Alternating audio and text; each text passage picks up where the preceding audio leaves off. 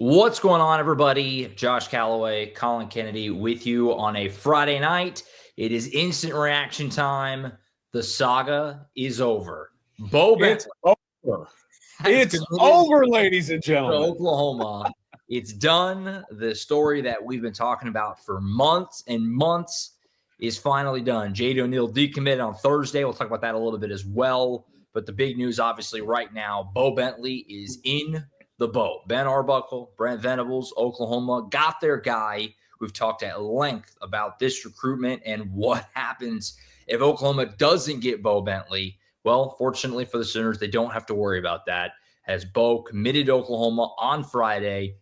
Collin, we've talked about this at length for, like I said, months and months. The Sooners were all in on Bowe Bentley. They get it done. They have their quarterback in 2026. Talk about all of it, man. This was a huge win that OU had to have, and they got it done.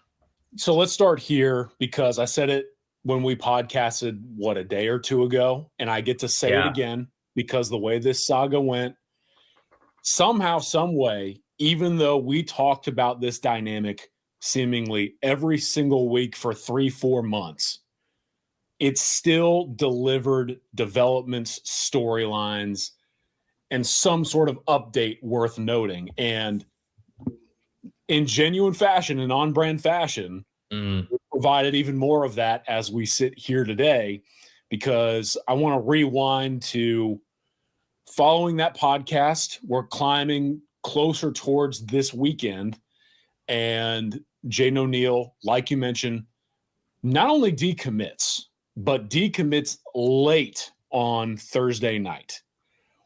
I believe it was around 10:30, 10:35 Central Time. It's and right as the Thunder were getting thumped by the Pacers. Yeah. I mean, the good news is, too, by the way, now that the quarterback stuff is over, we're going to get a lot of Thunder talk on the podcast with a lot of recruiting stuff like that. Anyway, I joke, I kid, but why I feel that's relevant, Josh, is when O'Neal decommitted on Thursday night, late that Thursday night, that was something that was both expected and yet somewhat of a surprise, because I actually had a source in a conversation I had that morning say, hey, there's a lot of buzz going on right now that O'Neal is planning to decommit on Friday. And so the plan was in place, but the decommitment got accelerated up. The timeline got bumped up a bit. And in the aftermath of this, I think that if you asked why, if you wondered why, it feels like this had a little bit something to do with it, right? Because O'Neal decommits, he goes on that Florida State official visit, makes that spur-of-the-moment decision late at night to go ahead and exit OU's class. And did he receive word? Did he get a hint? I mean, if you subscribe to what I had heard, then that feels like when this really started to actually have the tables turn. And then you get into today. So get into the morning, and there becomes very real buzz that, hey, Bowe Bentley, not too long before that, had landed back in Texas. He was out at the Elite 11, went home, and there were conversations ongoing behind the scenes that, hey, maybe the family agreed to go ahead and go back up to Norman for an unofficial visit. Yeah. As we know, we've talked about this on the show a lot, Josh, like this final OV weekend always kind of felt like that territory, right? Now, I don't think anyone necessarily had Bowe making a return visit on the bingo card, right? But like, he at the very least is now the committed prospect and presence we felt like he wanted to be around this time of year. And a lot of that has to do with the fact that he talked with his family. Again, a lot of his family members are diehard Oklahoma fans. And it feels like those conversations eventually led to the trip up across the Red River to finalize this decision publicly. And now he enters the Champion Barbecue weekend as Oklahoma's face of the 2026 class. couldn't be better timing for both Bentley and OU, as one of the biggest annual recruiting weekends of the summer is taking place on Norman's campus. And you close it out by basically saying, tip of the cap to Ben Arbuckle, got his guy. OU has his quarterback of the future for now. And Bowe Bentley, his family, they get to realize a longtime dream to have the Crimson and Cream run through the family. It's all very cool to see it come together. Yeah, all roads led here. This has been Arbuckle's guy. We've talked about it a lot. Like you just said, family, diehard OU fans, this is the spot that Bowe envisioned playing in his younger days, right? But you never know how things are going to shake out. LSU was right in this thing. Obviously, his visit out there went great. We knew it would. LSU's got a ton of momentum right now. Like we've talked about that, on each kind of podcast for the last, like we kind of said, last few months or so. But Oklahoma had to have this. They had to. Jaden O'Neal, was their guy. He was a Seth Luttrell guy. But he stuck with Oklahoma through that, and we'll kind of wrap up the O'Neal side of it in a minute. But, they kind of softened there. They kind of made their decision in a way, right? And Jaden decides to move on. And then when he makes that official, it was like, okay, you have no quarterbacks. It's up to Bowe. Like, if you don't get Bowe Bentley, where does that leave Oklahoma? We talk about that a lot of times. And so, you had to have this. And it felt like all roads were going to lead here. But you never know, right? You never want to get too confident because you never know. It's recruiting, it's high school kids, who knows? And to get this done is obviously huge. They had to have it. I don't know where this 26 class goes. And maybe they land on their feet. Maybe they find another guy they like and they make it happen, before signing in December. But this was their guy, like all along. The John Mateer connection, Ben Arbuckle likes him. He fits his offense. Like it always seemed to make the most sense to find a way to do this. And, I think a lot of OU fans can rest easy. Like we said, every time we've talked about anything with recruiting news, it always was with the backdrop of, but they need Bentley. Like it hung over everything. Yeah. And so to make this be in the books and done, I'm sure will make OU fans feel a lot better. I'm sure it makes OU feel a lot better. I'm sure Brent Venables and this staff are probably like, shoot, thankfully this worked out, because we talked about it. I mean, openly, you kind of cool on O'Neal, he moves on, and then you don't get Bowe Bentley. Man, that would have not been good. But they don't have to worry about that because they got Bowe. So there you have it. Had to have it. Yeah. Biggest recruiting win for Oklahoma since Fasusi. Yeah, last cycle. I mean, that's what I was going to say real quick too. Is number one, what a statement win by Ben Arbuckle here, coming in, calling his shot, and going all in for the quarterback that he sees as best fit for his system. And I would agree with that line of thinking, by the way. I do feel as though Bowe Bentley is best equipped to help Ben Arbuckle realize the fullest potential of Oklahoma's offense moving forward. So I know that a lot was made of the approach here and the way that things went, but you have to give a ton of credit to Ben Arbuckle for taking a risk very early on in his tenure as OU's play caller. And then I think you've got to acknowledge the fact that Oklahoma's pretty much gone back-to-back cycles. No matter how you feel about this staff as a fan, they have gone back-to-back classes getting their must-get guy. And I don't know that is as common as we feel out there in today's recruiting landscape. You know what I mean? Yeah. And when you put that as kind of the backdrop, plus the fact that you're getting a guy who, I mean, he's a huge Oklahoma fan. Like, he wanted this offer. He was upset that he didn't have it for a long time. And now, like, he made the decision, I'm going to go ahead and go back up and get involved and get this thing going early on. It's an ideal fit for everybody, and it's the fit that everyone had to have. They got it done, and that's the best news they could possibly ask for. Simply put, he's Oklahoma's guy. He was, he's been Arbuckle's guy. John Mateer, the connection. He's a Texas kid, OU fan. Like, this was always their guy, right? And that's why it made it so important. Like, you got to find a way to secure these, and they did it. So Bowe Bentley's in the boat. We'll have to save a lot more time to talk about it more. I'm sure we will, coming up on the podcast next week with Collin coming out of Champion Barbecue and kind of the ripple effects of this. But let's kind of keep moving here on the instant reaction show here tonight. Do want to get into the Jaden O'Neal part of it. So he decommitted yesterday, like we referenced a couple times there. Weird saga for Jaden. He was committed to OU for about a year, right? Was it over a year? Close to a year. I think it was close to a year. Yeah, close to a year. He was Oklahoma's guy for a long time. But like we said, he was a Seth Luttrell guy. He stuck with Oklahoma through the miserable season, through the offensive staffing change.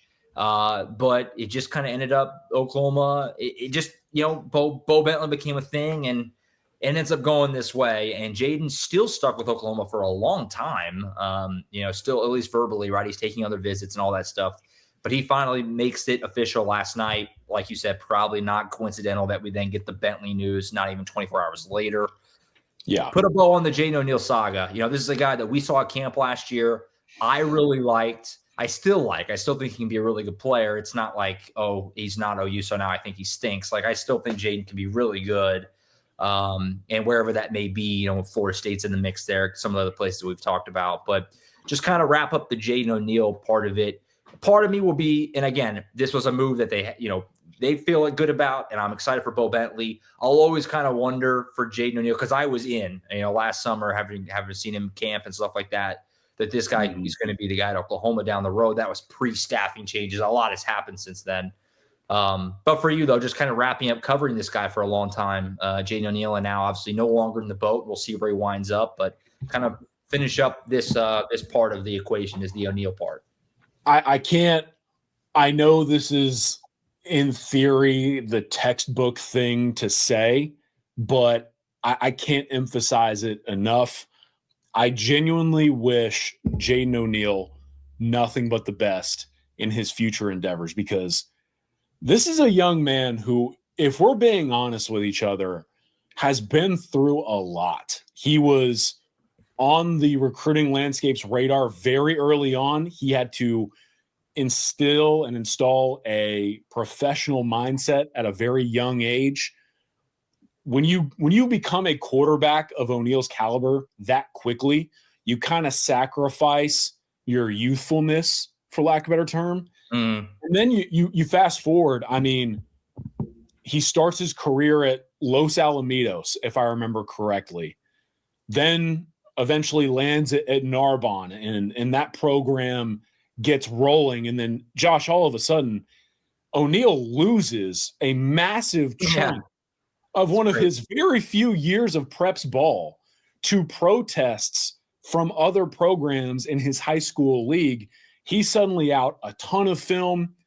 Obviously, he's living out in Cali, everything that's going on out there. Around that time, I remember we were at the Navy All-American Bowl's National Combine, and I pulled him aside. It was our first face-to-face since seeing him in Norman whenever he committed to Seth Luttrell and the Sooners.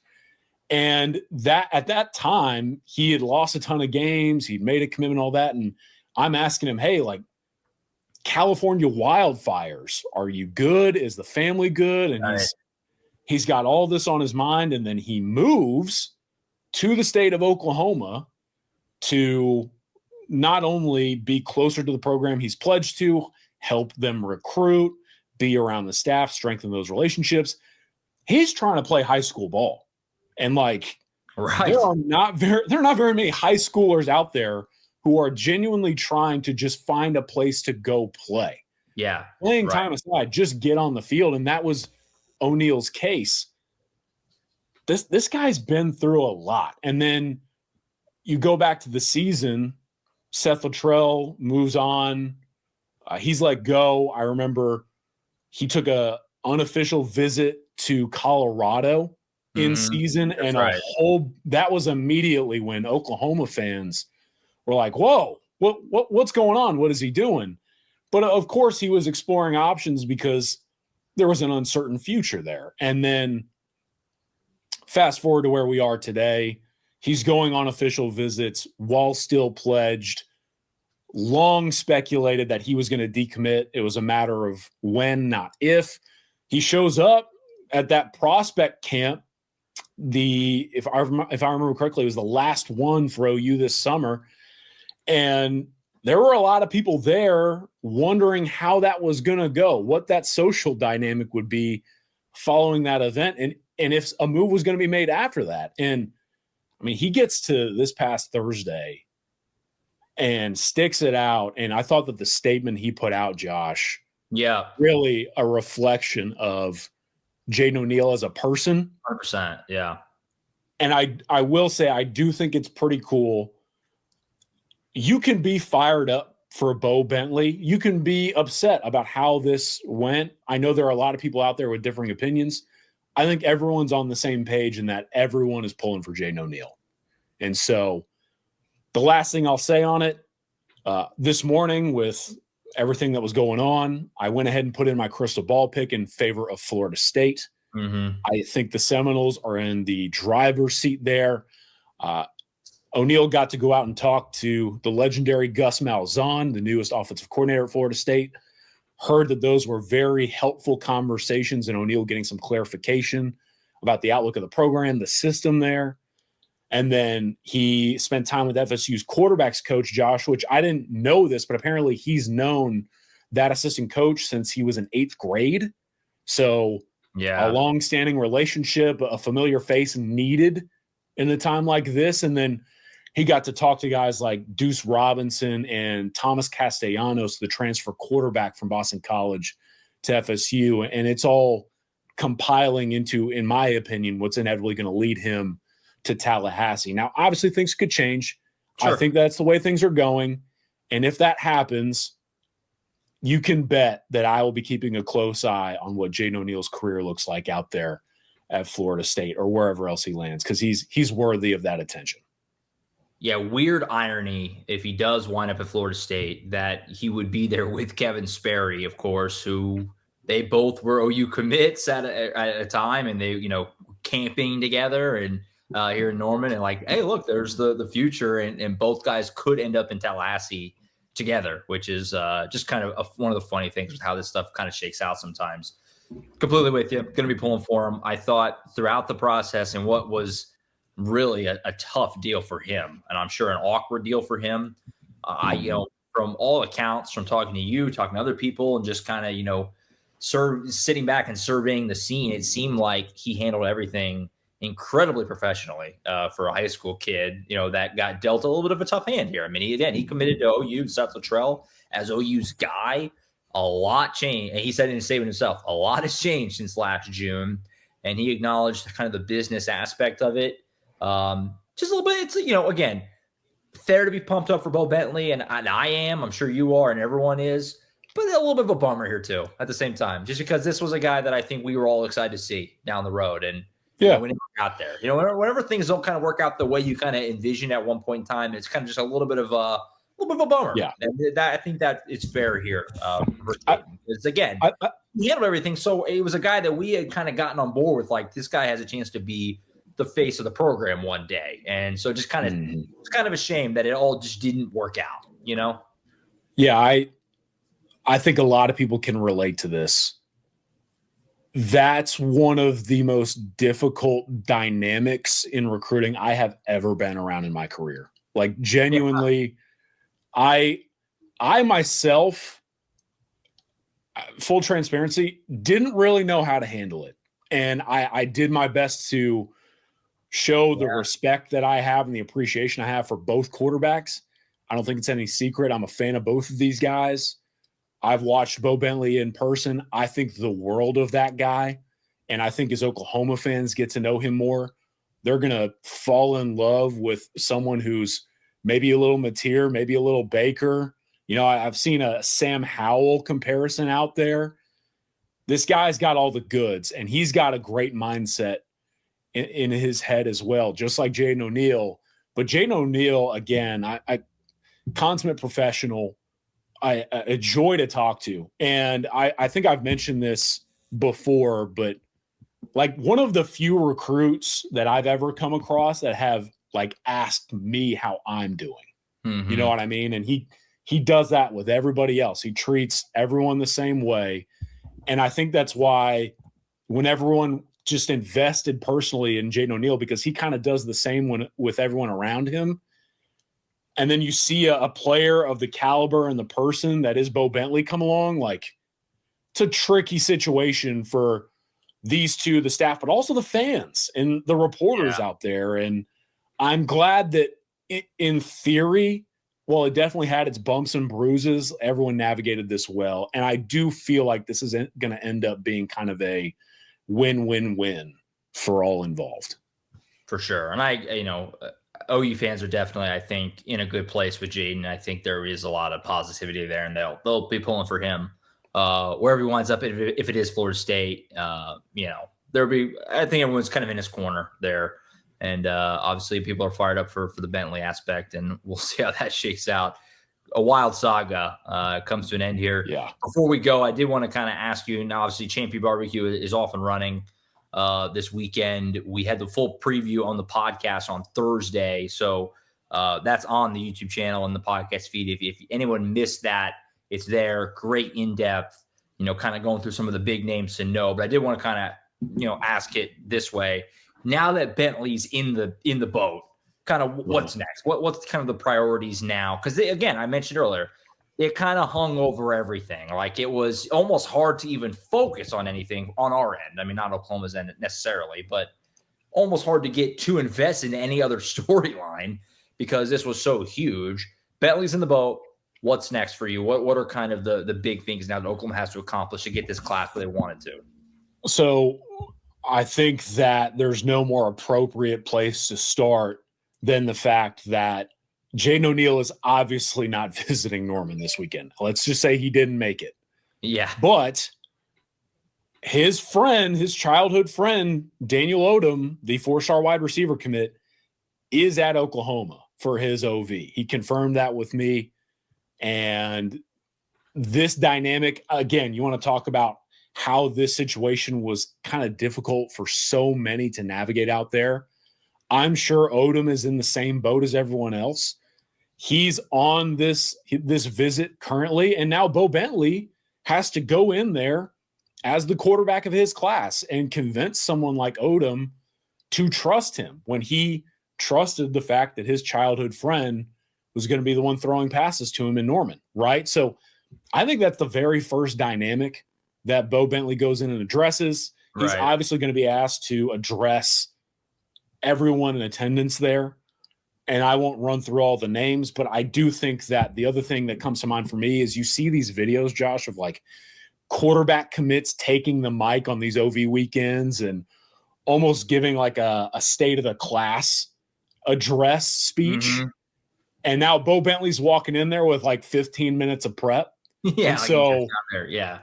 How does that go? And what does that result in? Because I will say, as we finished our last podcast and I've dug further into a lot of the recruiting dynamics here, it legitimately sounds like Oklahoma's got a shot to go on a massive run of commitments. Things change. And I understand we're talking about a young man's mindset and his personal timeline. I want to acknowledge that. There's just a lot of buzz right now. And this was even before Bentley finalized this thing publicly, that Oklahoma's got a real shot to add a number of bodies to the 2026 class, and getting the quarterback certainly doesn't hurt. So that's what's on the table for him. He's starting right away. I mean, he's charging in on the front lines, and it is, like I said, Oklahoma fans are kind of getting to know Bowe Bentley on the fly a little bit more. Mm-hmm. So are the recruits, and it all starts basically tonight as we podcast. It's crazy how quickly it can kind of move, right? And the Odom thing especially is interesting. We talked about that a little bit on the Thursday pod. Odom was, before Bentley committed, the highest rated guy in the class from a composite metric, standpoint. But Bentley is now. But it's a big-time player. And so what does that kind of report look like? And like you said, Champion Barbecue has proven to be a fruitful weekend in the past many, many times. You add the kind of the momentum of getting Bentley in today, that kind of, you would think, almost supercharges it. So you got a chance here to really, this class is still on the smaller side. Obviously, you have, I think it's 10 guys. It's hard to keep track with. I think it's 10 right now with O'Neal out, Bentley in. You also had obviously Conroy jump out earlier this week. So only 10 guys, but that number could grow quite a bit, it sounds like, here coming up very, very soon. So a lot to be excited about, a lot of reasons to subscribe to Oklahoma.247sports.com. Stay plugged in. Collin has been all over the Bentley O'Neal stuff the whole way. Mike Roach as well. Our 24/7 Sports Network has been just excellent every step of the way. And there you have it. Bowe Bentley, it's done. It's coming to Oklahoma. It's a wild saga, and it comes to an end finally here on Friday. I just want to say this to close out, because you do have to acknowledge the cool moments in this job sometimes. If you'll go back, I wrote a story about Bowe Bentley when he did not have the offer. Jaden O'Neal was committed.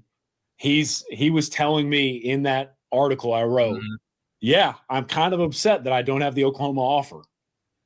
And not only did that article maybe catch a little bit of flack at the time, but man, you look back on that moment to where we are now. I know. As we were publishing stuff and getting ready, I thought back to that moment when Bowe Bentley's fresh off a state championship. He's got a ton of offers coming in. He's a Navy All-American in the first ever junior class to be there. And we're sitting down at the table and he's telling me, yeah, man, like, I want that OU offer. I want it bad. Right. And I know it wasn't the popular thing to do to cover him, but wild to see this guy realize his dream and end up in this class. It's going to be really cool to cover him now as a committed prospect at Oklahoma. No doubt. And, down the road, obviously in Norman, actually, it's kind of crazy. But in the Bowe, finally, Bowe Bentley commits here on Friday. Jaden O'Neal decommits on Thursday. And there you have it. Finally, it's done. The job is done. We'll have a lot more on Sooners Illustrated, I'm sure, over the course of the weekend. And obviously, we'll get into a lot of this in more detail, Collin and I, on the pod next week. We're shooting for Wednesday for that. Coming out of Champion Barbecue and kind of just how everything went with Bentley in the boat. There'll be a lot of angles, I think, probably to pick apart of all this on Wednesday. So be sure to tune in to the podcast then. Again, more coverage over on Oklahoma.247sports.com. Champion Barbecue stuff is off and running. So a huge weekend. And we'll have plenty to talk about next week, certainly with this and everything else on the recruiting side, as Oklahoma, like Collin said, might be on the cusp of a bit of a run here. So be sure to be dialed in over at Sooners Illustrated. I think that's it for now. Appreciate everyone being tuned in as always. Special Instant Reaction Show back on Monday with the full pod. And then obviously Collin again on Wednesday for a lot of Champion Barbecue talk. Until then, for Collin Kennedy, I'm Josh Callaway signing off for now. See you next time right back here on Sooners Illustrated.